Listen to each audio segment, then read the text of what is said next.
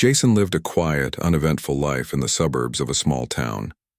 His house was nestled on the corner of a cul-de-sac, surrounded by neatly trimmed lawns and rows of identical homes. It wasn't anything fancy, but it was perfect for him, his wife and their 2 young kids. Life there had always been peaceful, until recently. Over the past few months, Jason began to notice something strange happening outside his home. Cars that didn't belong to anyone in the neighborhood started zooming down his driveway at all hours of the day. At first, he thought it might just be an occasional shortcut taken by someone unfamiliar with the area. But soon, it became clear this wasn't a rare occurrence. It was a daily problem. Jason's driveway, which connected 2 streets, had accidentally turned into a convenient shortcut for drivers trying to avoid traffic during rush hour. Instead of taking the longer route around the block, these drivers saw his property as a quick way to save time. The problem? Jason hadn't given them permission to use his driveway. Every morning, he would wake up to the sound of engines revving and tires screeching as cars sped across his property. By evening, when he returned from work, he'd find tire marks streaked across the pavement and dirt kicked up onto his lawn. Sometimes he even noticed trash left behind by careless drivers who tossed wrappers or bottles out of their windows. At first, Jason tried ignoring it. He figured maybe people would realize they were trespassing and stop coming through. But days turned into weeks and the number of cars only increased. Some drove so fast that Jason worried about the safety of his children playing in the front yard. Others parked halfway on his driveway while chatting on their phones, completely oblivious to the fact that they were using private property without consent. One afternoon, a delivery truck got stuck in the soft gravel near the edge of the driveway, leaving deep ruts that Jason had to fill in himself. That was the moment he realized things couldn't continue like this. Determined to put an end to the chaos, Jason decided to take action. He went to the local hardware store and bought a stack of bright yellow signs. With bold black letters, they read, "Private property, no trespassing, and no through traffic." He hammered them into the ground on either side of his driveway, making sure they were visible to anyone approaching. For a little while, it seemed like the signs worked. Drivers slowed down, glanced at the warnings, and hesitated before driving through. But the effect didn't last long. Within days, the same cars were back, ignoring the signs as if they weren't even there. Frustrated but not ready to give up, Jason decided to escalate his efforts. He spoke to his neighbors, hoping they might offer some advice or support. Most of them sympathized with his situation but admitted they didn't know what to do. After all, everyone in the neighborhood valued peace and harmony, and no one wanted to start a conflict. Still, a few offered suggestions, like installing speed bumps or setting up cameras to catch the license plates of offending vehicles.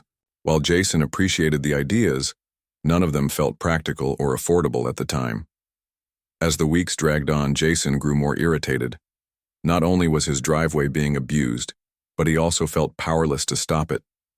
He couldn't understand why people felt entitled to use his property without asking.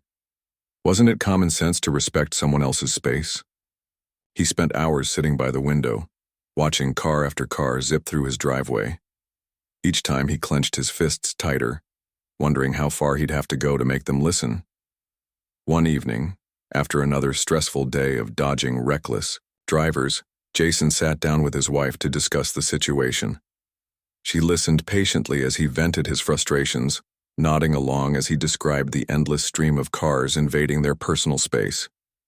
When he finished, she placed a comforting hand on his shoulder and said, "Maybe it's time we involve the HOA. The Homeowners Association, or HOA, was responsible for maintaining order in the neighborhood and enforcing rules designed to keep the community safe and pleasant. Surely, they would understand Jason's predicament and step in to help." With renewed hope, Jason drafted a polite but firm letter detailing the issues he'd been facing. He included photos of the tire marks, the damaged mailbox, and the piles of trash left behind by careless drivers. He explained how the constant intrusion was affecting his family's quality of life and requested immediate action to prevent further violations. Satisfied with the letter, he submitted it to the HOA office and waited anxiously for a response. Days passed, and finally, Jason received a reply. Expecting words of reassurance and promises of intervention, he opened the envelope eagerly, but what he read instead left him stunned and furious. Rather than offering support, the HOA dismissed his concerns entirely. According to their response, Jason's driveway technically connected two public streets, making it a natural thoroughfare for residents. They suggested he pave over the gravel patch near the entrance to smooth out the surface, claiming it would encourage safer driving. In other words, instead of stopping the trespassers, the HOA wanted Jason to accommodate them. Jason couldn't believe what he was reading. How could the organization tasked with protecting homeowners' rights side against him? Didn't they understand that his property was private, not a public road? As anger bubbled inside him, Jason realized he was on his own. If the HOA wouldn't stand up for him, then he'd have to take matters into his own hands. Little did he know, his next move would spark a chain reaction that would shake the entire neighborhood and teach everyone a valuable lesson about boundaries, respect, and standing up for oneself. Jason couldn't shake off the frustration that had settled deep in his chest after reading the HOA's response. It wasn't just the dismissive tone of their letter that bothered him, it was the sheer audacity of their suggestion. Pave over the gravel, make it easier for drivers to speed through his driveway. The idea felt like a slap in the face. Here he was, trying to protect his property, and instead of supporting him, the HOA was essentially telling him to roll out the red carpet for trespassers. Jason spent hours replaying their words in his mind, each time growing angrier. He felt betrayed by the very organization that was supposed to safeguard homeowners' rights. The next morning, Jason decided to attend an HOA meeting to voice his concerns directly. He figured if they wouldn't listen to him through letters, maybe speaking face-to-face would make them see reason. The meeting was held in the community center, a small beige building with folding chairs arranged in neat rows. As Jason walked in, he noticed several familiar faces, neighbors he'd exchanged pleasantries with over the years, some of whom he considered friends. But today, he wasn't here to chat. He was here to fight for his rights. When it was his turn to speak, Jason stood up, clutching his folder filled with evidence. His heart pounded as all eyes turned toward him. Taking a deep breath, he began explaining the situation calmly but firmly. "My driveway has become a shortcut for people who don't live in this neighborhood," he said, holding up photos of tire marks and trash left behind. "This isn't just inconvenient, it's disrespectful. These drivers are using my private property without permission, and it's causing damage." He paused, scanning the room to gauge reactions. Most people looked uncomfortable, shifting in their seats or avoiding eye contact. Others seemed indifferent, as though this were someone else's problem. But then came the moment Jason dreaded most. The HOA president, a middle-aged man named Mr. Thompson, cleared his throat and addressed the group. "I understand your concerns, Jason," he began, his tone smooth but patronizing. "However, we have to consider the bigger picture. Your driveway connects two public streets, which means it serves a practical purpose for the community. If we start restricting access, it could lead to congestion elsewhere." Jason's jaw tightened as Mr. Thompson continued. "We're not asking you to sacrifice your property entirely. We simply recommend paving over the gravel patch to make it safer for everyone." The room fell silent as Jason processed what he'd just heard. Safer for everyone. Whose convenience were they prioritizing here? He clenched his fists under the table, resisting the urge to shout. Instead, he forced himself to stay composed. "With all due respect," he replied, his voice steady despite the storm brewing inside him. "This is my private property. I shouldn't have to pave it or modify it just because others want to use it as a shortcut. That's not how property rights work." Mr. Thompson raised an eyebrow, clearly unimpressed. "Jason, we're trying to find a solution that benefits the entire neighborhood. You can't expect us to ignore the needs of the majority just because of one person's inconvenience." The word inconvenience hit Jason like a punch to the gut. Was that really how they saw this? Just a minor annoyance? To him, it was so much more than that. It was about respect, boundaries, and standing up for what was right. As the meeting dragged on, other residents chimed in with their opinions. Some sided with Jason, agreeing that his property should be off-limits to outsiders. Others echoed the HOA's stance, arguing that allowing shortcuts through driveways improved traffic flow for everyone. One woman even suggested installing a gate at the entrance of Jason's driveway, though she quickly added that he'd have to pay for it himself. By the end of the discussion, Jason felt exhausted and defeated. No matter how hard he tried to explain his perspective, it seemed like no one truly understood or cared about what he was going through. On the drive home, Jason replayed the meeting in his head, analyzing every comment and reaction. He realized something important. The HOA wasn't going to help him. They viewed his driveway as a tool for solving broader traffic issues, not as a piece of private property deserving protection. And while some neighbors sympathized with him, none of them were willing to take a stand. Jason knew he couldn't rely on anyone else to fix this problem. If he wanted justice, he'd have to create it himself. That evening, Jason sat down with his wife again, sharing every detail of the disastrous meeting. She listened intently, her expression growing darker with each passing minute. When he finished, she sighed and said, "It sounds like they're never going to side with you. What are you going to do now?" Jason leaned back in his chair, staring at the ceiling as he thought about his options.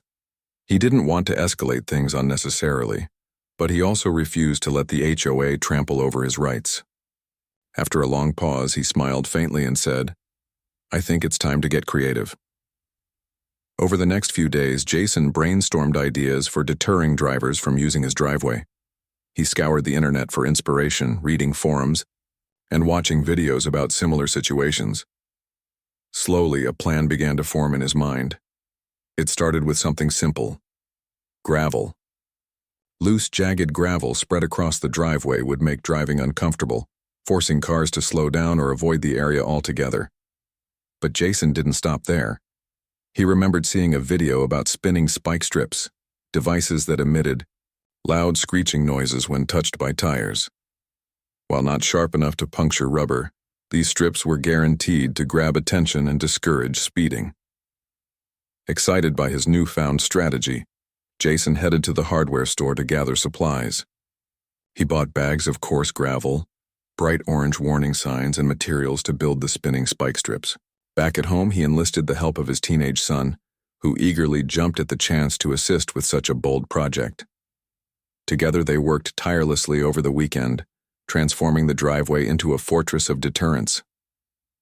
By Sunday evening, the once smooth surface was covered in uneven gravel, flanked by spinning spikes and adorned with large signs that read, "Caution, rough surface ahead," and "Do not enter, private property." When Monday morning arrived, Jason stepped outside to admire his handiwork. For the first time in months, he felt a sense of satisfaction. This wasn't just about stopping drivers anymore. It was about sending a message to the HOA, to the trespassers, and to anyone else who thought they could disregard his rights without consequence. As he sipped his coffee and watched the sun rise over the cul-de-sac, Jason braced himself for the inevitable reactions. He knew this move would stir up controversy, but he was ready. Whatever happened next, he was prepared to face it head-on.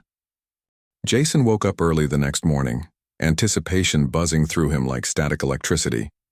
He had spent the entire weekend preparing his plan, and now it was time to see if it would work.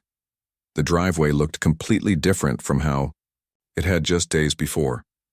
Gone was the smooth asphalt that had invited speeding cars to zip through unchecked. In its place was a rugged expanse of jagged gravel, uneven and unpredictable underfoot, or rather, under tire. On either side of the driveway, Jason had installed spinning spike strips, which he hoped would serve as both a deterrent and a warning system. The signs he'd placed near the entrance were impossible to miss. Bold letters on bright orange background screamed, "Caution, rough surface ahead, and do not enter private property." As he stood there sipping his coffee, Jason couldn't help but feel a mix of pride and nervousness. Pride because he'd finally taken action after months of frustration. Nervousness because he knew this wasn't going to go over well with everyone. Some neighbors might laugh at his ingenuity, while others would undoubtedly criticize him for being too extreme. Still, He reminded himself of why he'd done it, to reclaim control of his property and send a clear message about boundaries. If people didn't respect private property when it was marked with polite signs, maybe they'd pay attention when faced with something less subtle. The first test came sooner than expected. Just after sunrise, a silver sedan approached the driveway, slowing down as the driver noticed the new obstacles. Jason watched from his porch as the car hesitated, then cautiously rolled onto the gravel. Almost immediately, the tires began to slip and grind against the loose stones, forcing the driver to slow to a crawl. When the vehicle hit the spinning spike strips, a loud screeching noise filled the air, sharp and startling enough to make even Jason flinch. The sedan jerked to a stop and the driver leaned out the window, squinting at the signs before muttering something under their breath and backing out hastily. Jason allowed himself a small smile. Round one went to him. Word spread quickly. By mid-morning, several neighbors had stopped by to check out the changes. Most were curious, peering at the gravel and spike strips with raised eyebrows. A few chuckled, clearly amused by Jason's creativity. "Looks like you've got yourself a moat," joked Mr. Peterson, the elderly man who lived 2 doors down.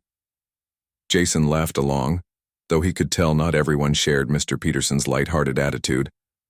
One neighbor, Mrs. Dawson, crossed her arms and frowned. "Isn't this a bit much?" she asked pointedly. "People are just trying to get around. You're making it hard for everyone." Jason sighed, bracing himself for another round of arguments. "I'm not trying to inconvenience anyone," he explained patiently. "This is my private property. Drivers shouldn't be using it without permission in the first place. I posted signs, but no one listened. This is my way of enforcing those boundaries." Mrs. Dawson pursed her lips but didn't argue further. Instead, she shook her head and walked away, muttering something about escalation. By lunchtime, Jason's driveway had become the talk of the neighborhood. Social media played a big role in amplifying the drama. Someone snapped a photo of the spinning spike strips and uploaded it to the local community group page, captioning it, "Guess who's declared war on shortcut drivers?" The post blew up within minutes, racking up hundreds of comments. Some users praised Jason for standing his ground, calling him a hero for defending property rights. Others accused him of being selfish and unreasonable, claiming he was ruining the neighborhood's harmony. Debates erupted online, with residents taking sides and debating whether Jason's actions were justified or excessive. Meanwhile, back at home, Jason dealt with the real-world consequences of his decision. Throughout the day, dozens of cars attempted to use his driveway, only to turn back once they encountered the rough surface and noisy spikes. Each time a driver hesitated, cursed, or reversed direction, Jason felt a flicker of satisfaction. It wasn't vengeance, it was validation. These people had ignored his signs and treated his property like a public thoroughfare. Now they were finally getting the message. But not everyone backed off so easily. Around 3 p.m., a delivery truck pulled up to the edge of the driveway, its engine rumbling menacingly. The driver, a burly man in a faded baseball cap, stepped out and marched toward Jason, who was still observing the chaos from his porch. "What's the deal with this setup?" the man demanded, gesturing angrily at the gravel and spike strips. "I've got packages to deliver and your little stunt is slowing me down." Jason remained calm, meeting the man's glare with a steady gaze. "This is private property," he said firmly. "You're welcome to park on the street and walk to the house if you need to deliver something. But you can't drive through here anymore," the delivery man scoffed. "You think this is funny? This is ridiculous. Do you know how many houses I have to hit today? Thanks to you, I'm going to be late everywhere." Jason shrugged. "That's not my problem. My family's safety and peace of mind come first. If you don't like it, take it up with your boss or the HOA." The exchange ended with the delivery man storming back to his truck, grumbling loudly about crazy homeowners. As the truck sped away, kicking up dust from the curb, Jason felt a pang of guilt, but only briefly. He reminded himself that inconvenience was temporary. What mattered most was setting a precedent. If he gave in now, nothing would change and the trespassers would keep coming back. Later that afternoon, Jason received a call from the HOA president, Mr. Thompson. His tone was clipped, almost accusatory. "We've been getting complaints about your driveway," he said without preamble. "Some residents are upset about the gravel and spike strips. They say it's disruptive and unnecessary." Jason clenched his jaw, resisting the urge to snap back. "Disruptive?" he replied evenly. "My driveway has been disrupted for months by drivers using it without permission. This is my way of addressing the issue. Maybe if the HOA had stepped in earlier, we wouldn't be having this conversation." Mr. Thompson sighed audibly. "Look, Jason, we understand your concerns, but this isn't the solution. It's causing tension in the neighborhood, and frankly, it reflects poorly on all of us. We're asking you to reconsider." Jason's patience was wearing thin. Reconsider what exactly? Removing the gravel? Taking down the signs? Letting people continue to treat my property like a free-for-all? That's not going to happen. There was a long pause on the other end of the line. Finally, Mr. Thompson spoke again, his voice colder, this time. "If you refuse to cooperate, we may have no choice but to escalate the matter.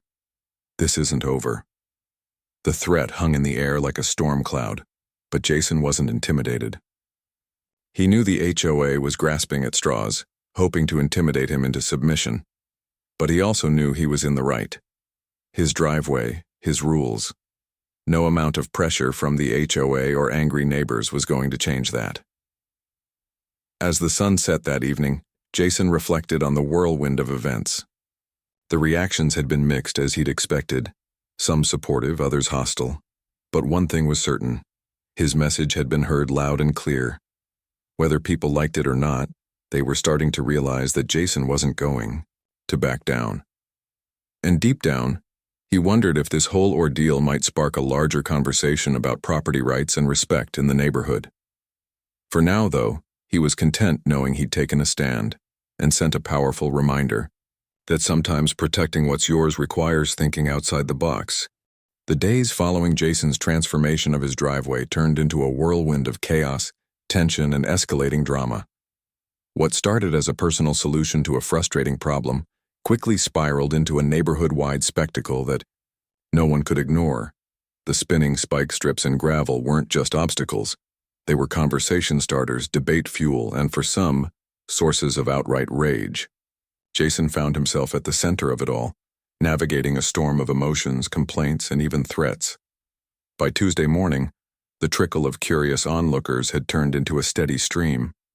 Neighbors gathered near Jason's driveway, pointing at the gravel and discussing the spinning spikes with equal parts fascination and disbelief. Some took videos, posting them online with captions like "local hero" or "troublemaker." Others simply stared, shaking their heads in disapproval. One woman, Mrs. Harper, marched up to Jason while he was watering his lawn. "This is ridiculous," she exclaimed, gesturing wildly at the driveway. "You're ruining the neighborhood's reputation. People think we're all crazy now because of you." Jason set down the hose and faced her calmly. "I'm not trying to ruin anything," he replied evenly. "I'm protecting my property. If people respected boundaries in the first place, none of this would be necessary." Mrs. Harper threw up her hands. "Boundaries? This isn't about boundaries, it's about common sense. Who puts spike strips on their driveway? You're making us look bad." Jason shrugged, unfazed. "Maybe if more people stood up for themselves, we wouldn't have these problems." His calm demeanor only seemed to infuriate her further, and she stormed off, muttering under her breath.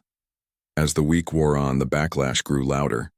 Complaints poured into the HOA office from residents who claimed Jason's actions were causing unnecessary disruption. Drivers complained about the noise from the spinning spikes, which they described as ear-piercing and unbearable.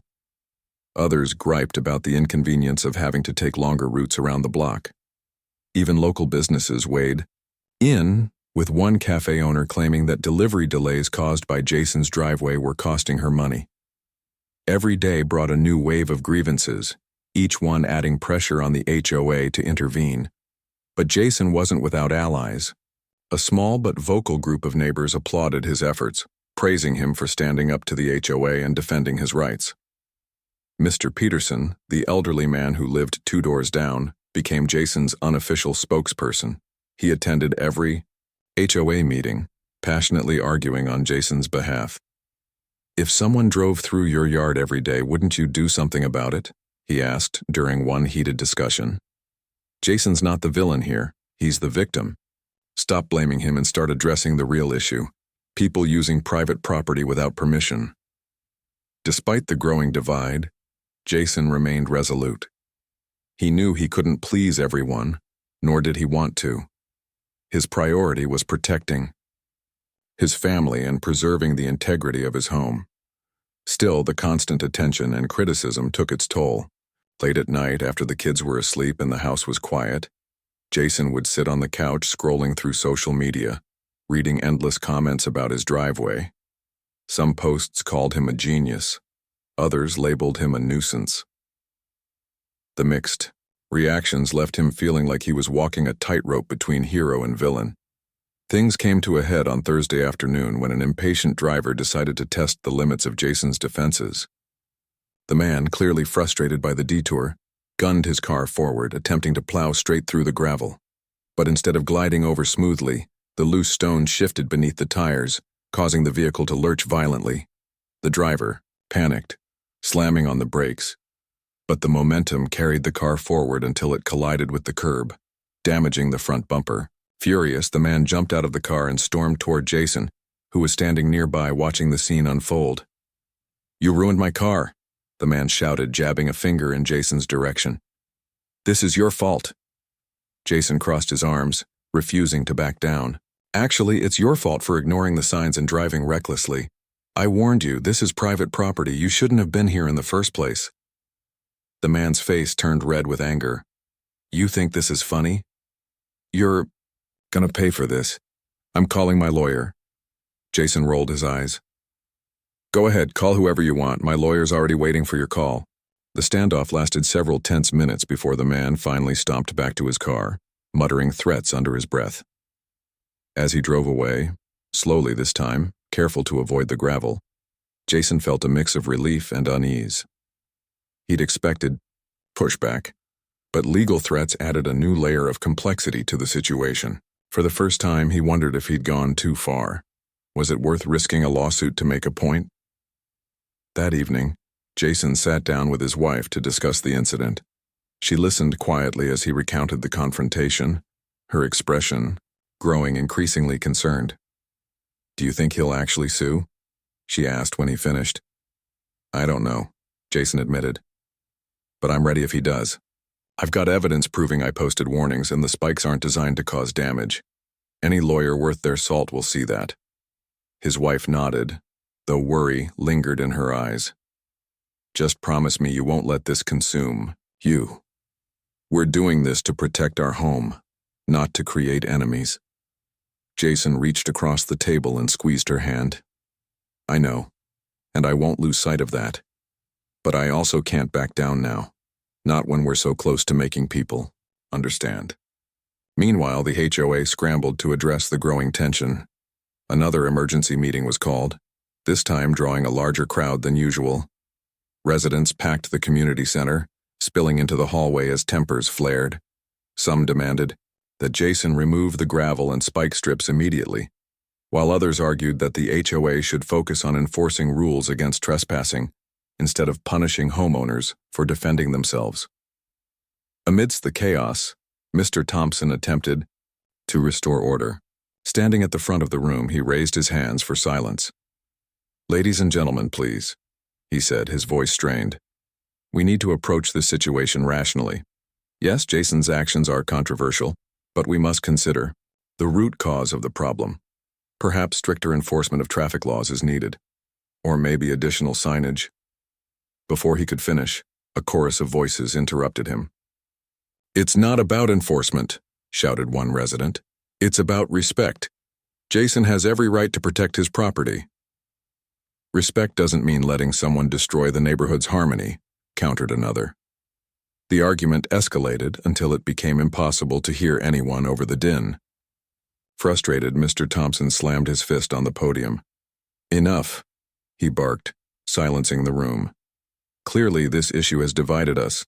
Until we can reach a consensus, I propose we ask Jason to temporarily remove the spike strips while we explore alternative solutions. The suggestion was met with groans and boos from both sides. Jason, who had been sitting quietly in the back of the room, stood up and addressed the crowd.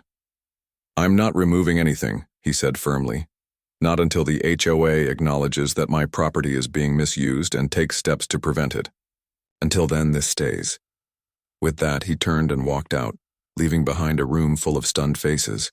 As he stepped into the cool night air, Jason felt a strange mix of defiance and exhaustion. He knew he'd made enemies tonight, but he also knew he was fighting for something bigger than himself. Whether the neighborhood understood it or not, his driveway had become a symbol, a line in the sand that no one could cross without consequences. Back at home, Jason checked the security cameras he'd installed earlier in the week. The footage showed fewer cars attempting to use the driveway, and those who did often hesitated before turning back. It was progress, albeit slow and messy. As he reviewed the clips, Jason allowed himself a small smile. Whatever happened next, he was sure of one thing: he'd proven that standing up for yourself, even in the face of adversity, was always worth it. The tension in the neighborhood reached a fever pitch in the days following Jason's defiant exit from the HOA meeting.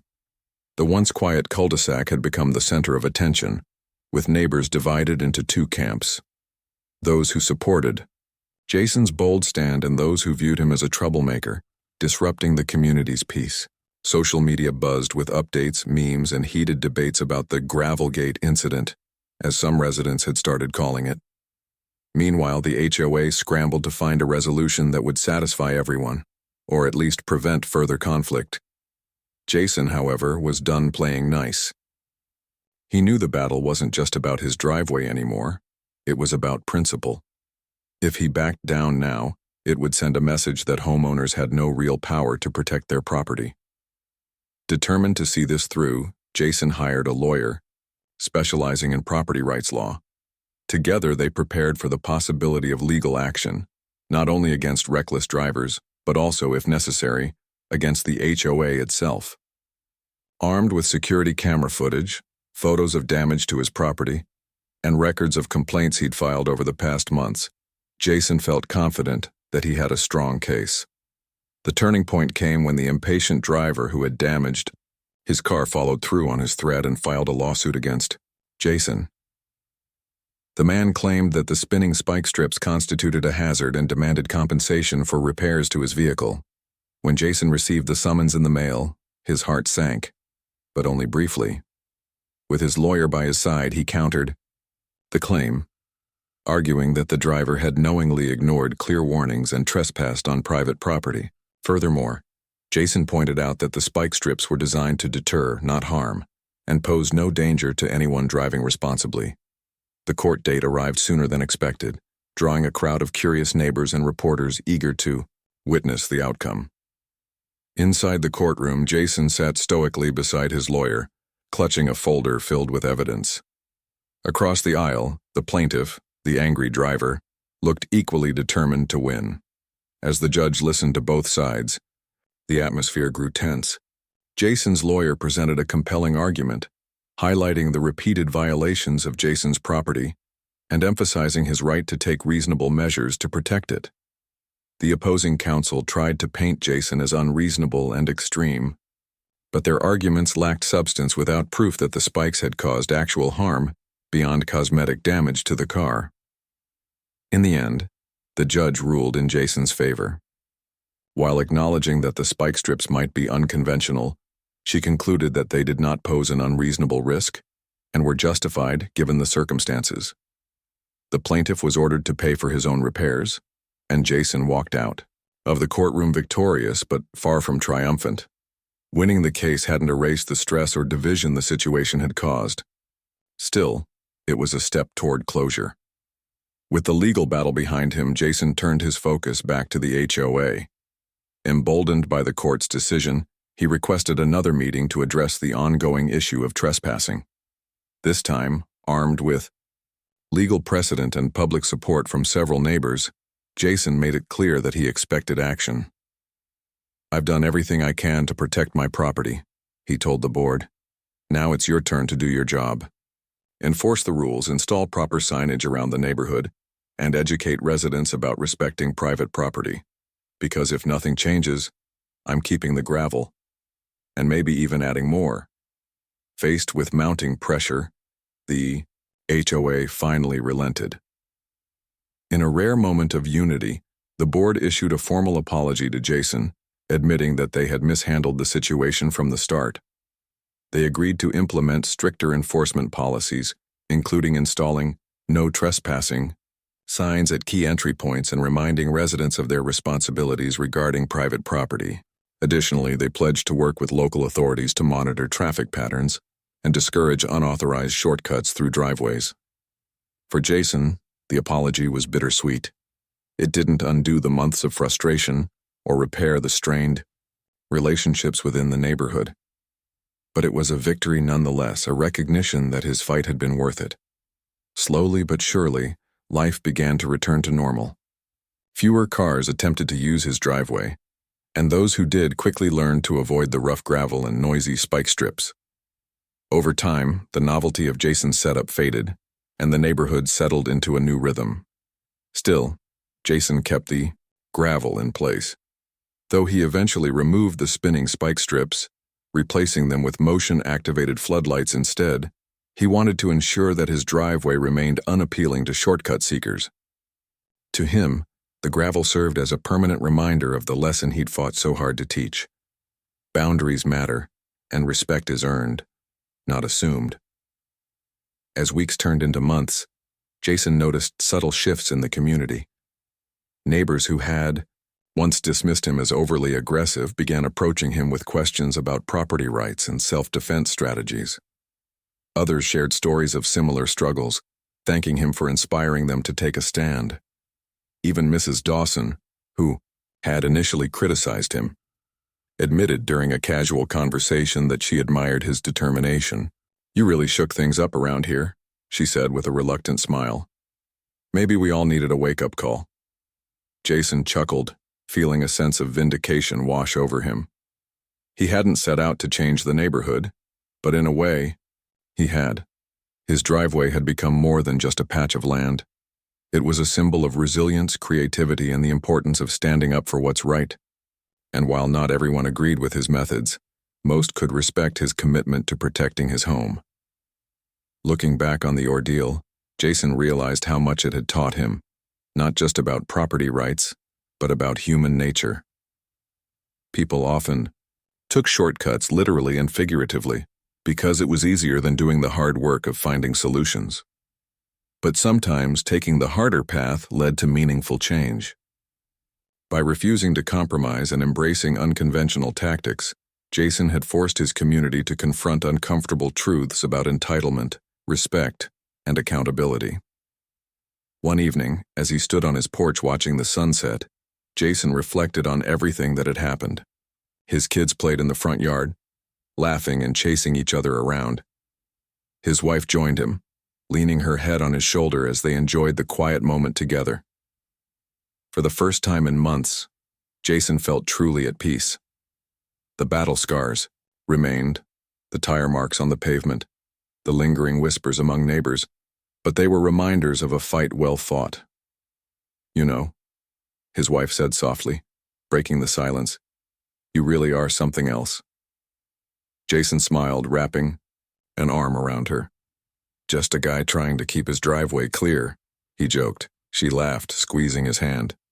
"And look where that got you." Jason gazed out at the neighborhood, now bathed in golden light. Despite the challenges, he wouldn't trade the experience for anything. He had stood his ground, defended his family, and sparked a conversation that might lead to lasting change. In the grand scheme of things, it was a small victory, but to Jason it felt monumental. After all, sometimes the biggest battles are fought over the smallest pieces of land. And in the end, it wasn't about the driveway. It was about proving that even in the face of adversity, one person could make a difference.